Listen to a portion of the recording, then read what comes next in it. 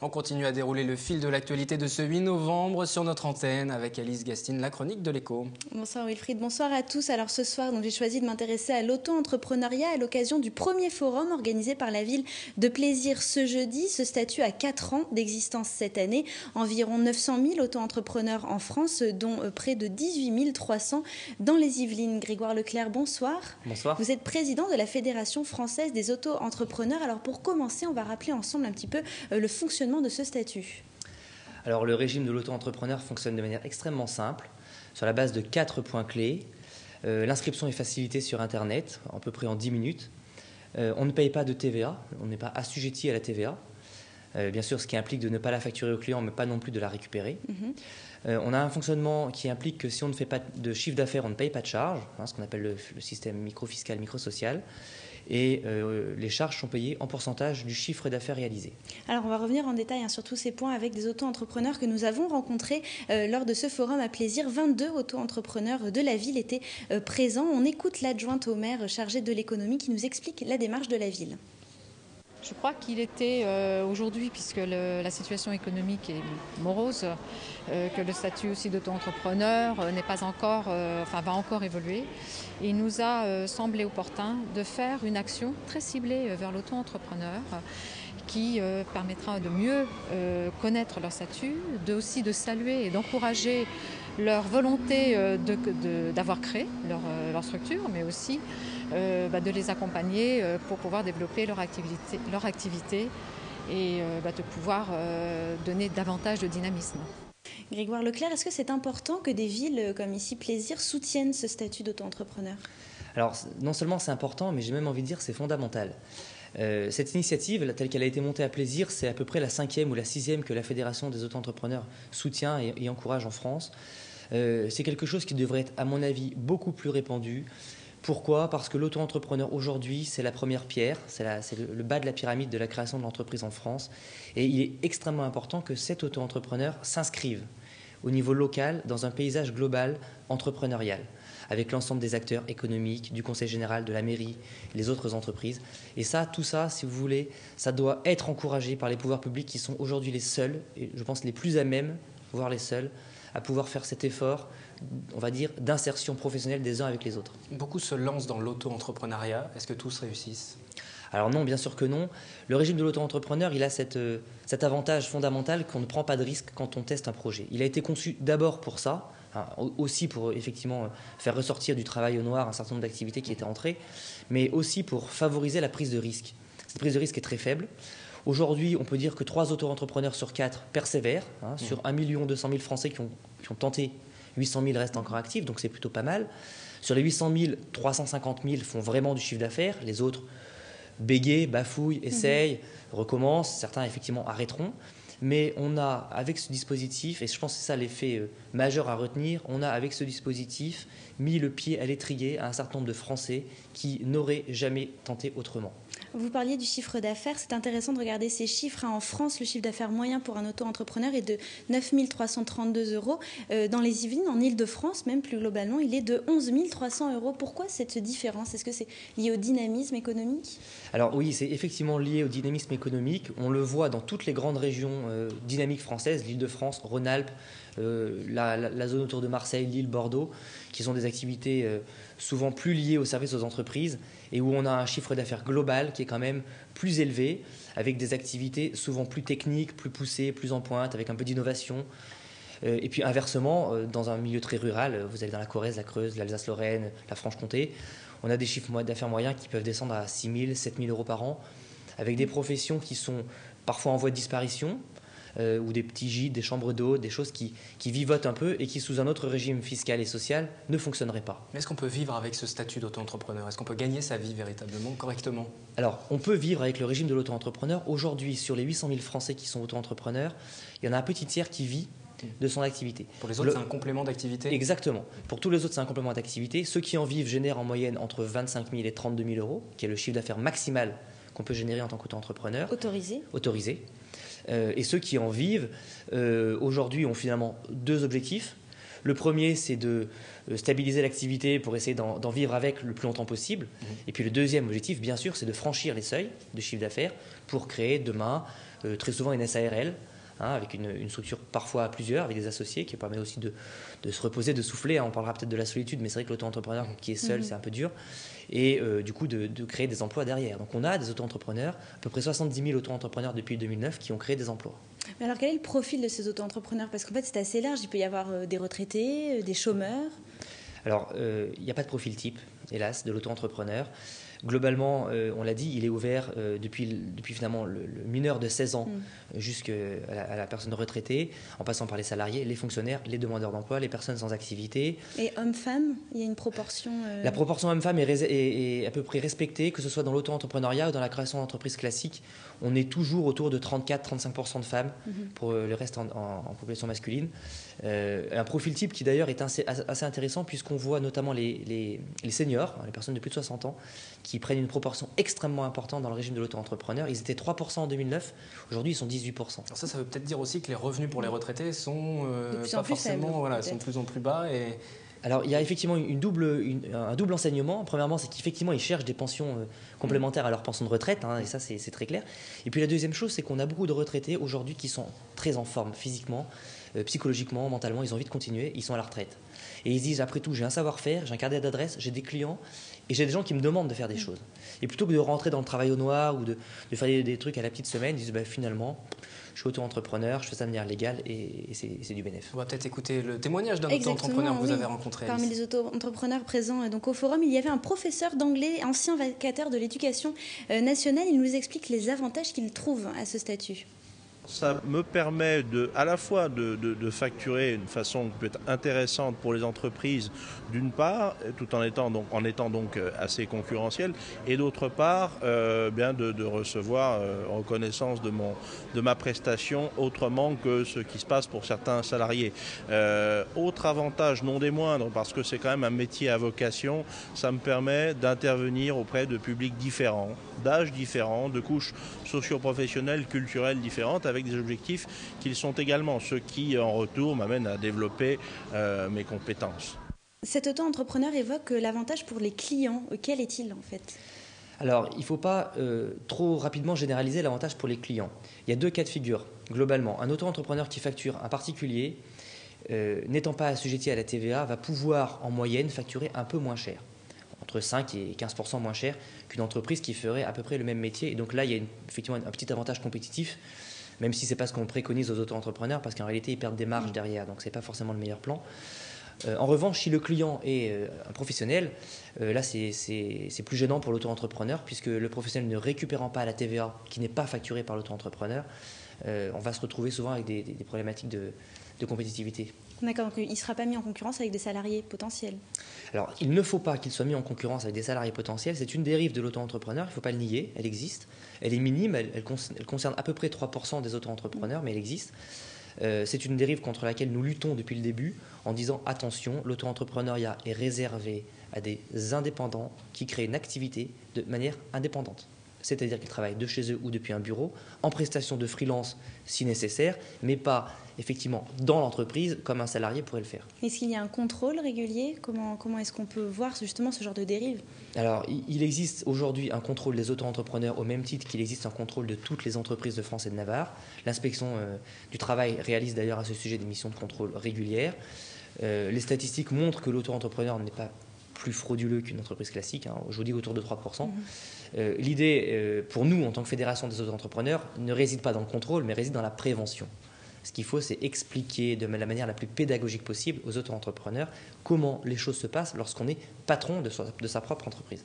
Alors, on va écouter à nouveau cet auto-entrepreneur. Ça fait 3 ans qu'il a ce statut. Il compte bien le conserver. On l'écoute et puis on reviendra en détail sur l'avenir de ce statut.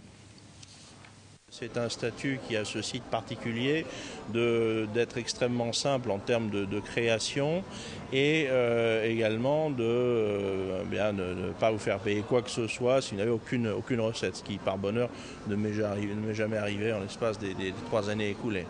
pas de tracasserie administrative, de paperasserie inutile. C'est a priori un statut que je conserverai tant que le plafond fatidique des 30 000, je ne sais plus très précisément le montant exact n'aura pas été dépassé, et auquel cas évidemment j'opterai pour un autre statut que je conserverai, ainsi que d'autres auto-entrepreneurs en couplage avec une activité salariée. Donc là, cet auto-entrepreneur explique bien qu'il a uniquement ce statut pour l'instant, mais qu'il envisagerait de créer peut-être une SARL en complément, garder ce statut d'auto-entrepreneur. C'est fréquent ? Alors là encore, il faut être un peu précis. Aujourd'hui, lorsqu'un auto-entrepreneur franchit les seuils de chiffre d'affaires, effectivement, il a plusieurs options. Le seuil est à 32 000 euros ? Le seuil est à 32 600 euros pour les prestations de services. Et il est à 81 500 euros pour les prestations d'achat-revente, donc pour quelqu'un qui fait du commerce pur. L'objectif d'un auto-entrepreneur qui franchit ces seuils, effectivement, c'est soit de créer une société, soit de rester en entreprise individuelle en passant à ce qu'on appelle le régime réel avec une comptabilité, la TVA, etc. Alors, pour répondre à votre question sur est-ce que c'est fréquent ou pas, à mon goût, pas assez. Au goût de certains, trop. L'objectif, finalement, du régime de l'auto-entrepreneur, je l'ai dit, c'est de mettre le pied à l'étrier à des Français qui ont peut-être cette fibre entrepreneuriale et qui ne s'en rendaient pas compte. Une fois qu'on les a aidés à se développer, il faut qu'ils franchissent les seuils de chiffre d'affaires. Je pense que c'est très bon. C'est très bon pour la création d'entreprises et c'est très bon aussi pour le dynamisme économique de notre pays. En fait, c'est un tremplin. C'est un tremplin. Il faut le vivre comme un tremplin. Que 75% des auto-entrepreneurs se satisfassent d'une activité complémentaire, c'est très bien. Et il y a aujourd'hui effectivement des salariés, des fonctionnaires, des retraités qui ne créeront jamais de société, de SARL, parce qu'ils n'ont pas envie d'avoir une structure à gérer en plus de leur travail salarié, et l'auto-entreprise leur suffira. Mais pour ceux qui dépassent justement le seuil autorisé, est-ce qu'ils sont obligés automatiquement en fait, de créer une nouvelle entité ? Alors ils sont obligés non, ils ne sont pas obligés de créer une nouvelle entité, ils sont obligés de changer de fonctionnement. Donc globalement, ils sont obligés de passer à la TVA, d'avoir une comptabilité réelle, et du coup de changer un peu le fonctionnement administratif et comptable de l'entreprise. Là où c'est pas bien, si vous voulez, c'est quand on attend le dernier moment pour basculer. Et notre message, et ça c'est je pense le message le plus important, c'est apprenez, maintenant que vous êtes auto-entrepreneur, apprenez à préparer cette bascule, apprenez à anticiper pour que le moment venu, lorsque vous franchissez les seuils, vous arriviez sur une structure dans laquelle vous n'êtes pas complètement étranger. Et il n'y a pas de limite de temps à ce statut ? Alors c'est une très bonne question. Aujourd'hui, il n'y a pas de limite de temps à ce statut et notre souhait est qu'il n'y en ait pas. Il n'y en a jamais eu et pour moi, il n'est absolument pas logique qu'il y en ait un puisque lorsqu'on parle de salariés, de fonctionnaires, de retraités ou d'étudiants, je ne vois pas pourquoi, par exemple, un salarié devrait arrêter au bout de 3 ans son auto-entreprise, ou au bout de 18 mois, ou au bout de 2 jours, alors qu'il n'a pas envie finalement de passer son temps sur cette auto-entreprise. Il veut conserver les deux. Alors, hélas, visiblement, certains ne semblent pas être tout à fait d'accord avec nous puisqu'aujourd'hui, au Parlement, on a un certain nombre de députés qui ont fait une proposition de loi pour limiter le régime de l'auto-entrepreneur à 18 mois. Je trouve cette proposition idiote, totalement idiote, pour au moins 3 raisons. La première, c'est qu'on ne dit pas ce qu'on va faire de tous ceux qui sont inscrits en auto-entrepreneur depuis plus de 18 mois. Vont-ils devoir s'arrêter demain matin ? La deuxième raison pour laquelle je trouve ça idiot, c'est qu'on ne dit pas à ces retraités, étudiants, salariés, comment ils vont pouvoir développer leur activité demain, même s'ils ne sont pas encore arrivés aux 18 mois. Et puis la troisième raison, c'est que de toute façon, si on fait ça, on va casser le dynamisme de l'auto-entreprise et de manière générale le dynamisme de la création d'entreprises en France. Les gens n'auront pas envie de créer leur entreprise s'il y a cette limite de temps. Non, ça va les freiner, très clairement ça va les freiner et ceux qui sont déjà inscrits vont se radier.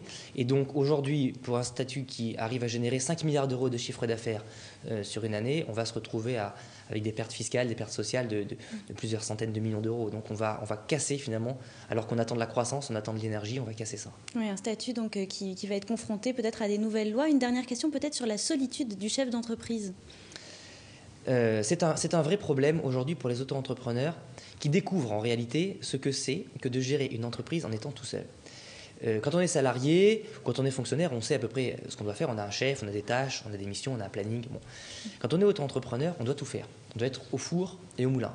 Gérer la comptabilité, gérer les clients, faire la prospection, faire le site internet, les plaquettes, le marketing, fixer les prix, les ventes, les déclarations. Enfin, il y a beaucoup de choses quand même. Et la solitude, souvent, rajoutant à tout cela un peu de découragement, on sent les auto-entrepreneurs aujourd'hui en attente d'une structure pour de plus en plus les fédérer, les consolider entre eux.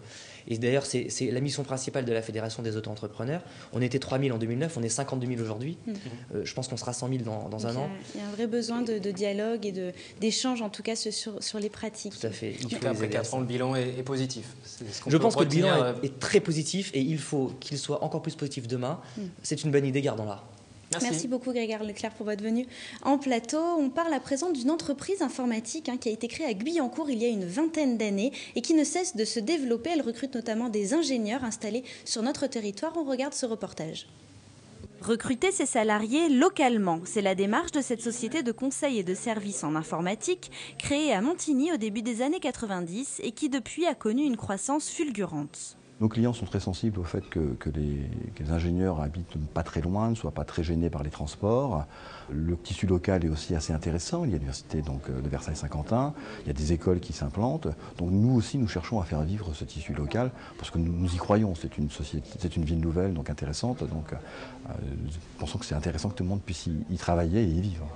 Passé de 250 à 700 salariés après le rachat l'été dernier de la filiale française d'un groupe américain, la société a installé son siège à Paris tout en conservant un service recherche et développement de 25 personnes à Guyancourt.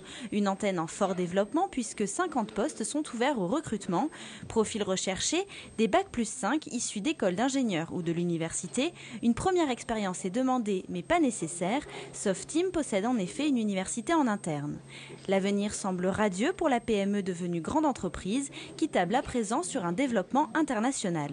Nous avons des projets effectivement d'internationalisation plutôt du côté Asie pour accompagner nos grands clients. Certains de nos grands clients dans le domaine de la finance sont évidemment sur Paris, mais aussi on pense à Londres, mais on pense aussi à Hong Kong, Singapour notamment, et nous demandent de les accompagner. Softeam compte plusieurs centaines de clients au profil divers, de la banque aux grands groupes industriels en passant par les assurances. Elle recrute chaque année en moyenne 150 à 200 personnes. On parlait tout à l'heure en début de cette édition des difficultés de la société Alcatel. Il y a d'autres entreprises pour qui les choses fonctionnent plutôt bien. Et il y en a encore une autre également qui est née à 50 ans en Yvelines, c'est Kioun. Oui, tout à fait. C'est né à l'initiative d'un jeune chef d'entreprise, Ahmed Agnier, et puis de Cécile Pournin, son associé. Kioun, une société éditrice de manga. Ils ont appris le japonais par passion, une force face aux professionnels du métier sur le marché nippon. La première année, leur chiffre d'affaires frôlait les 50 000 euros. Aujourd'hui, ils en sont à 3 500 000 euros. Ils viennent de sortir un manga en couleur à l'attention des enfants. On écoute ensemble Ahmed Agnier. Aujourd'hui, paradoxalement, sur un marché où on a une vingtaine, voire une trentaine d'éditeurs de manga, on n'a que 2 maisons d'édition dans lesquelles les directeurs éditoriaux parlent japonais. Et ça fait une sacrée différence, ne serait-ce que parce qu'on est plus réactif, on peut lire les bouquins plus tôt, on appréhende mieux leur contenu et on est plus à même de défendre nos choix auprès des auteurs et des éditeurs japonais. On est des grands fans de littérature fantastique et de fantasy au départ. On a grandi avec Le Seigneur des Anneaux, avec Narnia, ce genre de choses-là. Et du coup, cet amour pour la fantasy se retrouve pas mal dans le catalogue, dans le sens où on a beaucoup de séries médiévales fantastiques, avec des elfes, des dragons, des châteaux forts, ce genre de choses-là, etc. L'édition, c'est un combat de tous les jours, parce que vous avez un succès un jour, il n'est plus publié l'année d'après, il faut en trouver un nouveau pour le remplacer. Donc nous, on est constamment sur la brèche, il faut tout le temps lire, il faut tout le temps repérer de nouveaux auteurs, proposer de nouvelles séries. L'info en plus de la chronique éco, aujourd'hui, elle concerne les centres commerciaux. Oui, exactement. Le centre commercial, le centre d'outlet de luxe en travaux The West, qui devrait émerger donc aux Clés-sous-Bois d'ici, qui devrait ouvrir fin 2013, change de nom. Il va s'appeler One Nation Paris. C'est le nom commercial du centre détenu par la société Cat Invest et qui compte se positionner comme le plus grand village de marque de France à prix cassé. Il devra compter avec SkyWest à Montigny, qui deviendra Carré Privé Ouest l'an prochain, qui se positionne sur le même marché. Les travaux à SkyWest devraient débuter au printemps 2013 et Amerson, la foncière qui gère SkyWest et l'espace Saint-Quentin, assure que la commercialisation est déjà faite à 50%.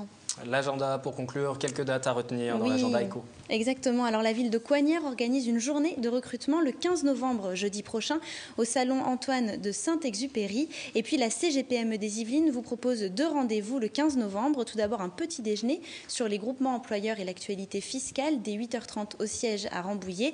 Et puis une journée de formation, donc toujours le 15 novembre, prévenir et gérer les conflits en interne de 9h à 17h à la pépinière de Versailles Grand Parc. Et puisqu'on parle de la CGPME, je peux vous annoncer donc ce nouveau fil éco qui sort demain faites soir de la promo. à 20h30 et qui est autopromo là. Allez-y. Qui est consacré donc aux PME qui font face à une actualité chargée avec notamment cette loi des finances 2013. C'est un entretien avec Geneviève Bell, la présidente de la CGPME des Yvelines. Vous nous rappelez le jour et l'horaire de la première diffusion de Fil Éco? Vendredi 20h30. Merci Alice et on vous retrouve la semaine prochaine aussi sur ce plateau pour le 7-8. Le 7-8 qui se poursuit toujours sur TV Fil en direct entre 18 et 19h avec à présent cette opération de solidarité menée par le Sky Rugby au profit de l'association Laurette Fugain.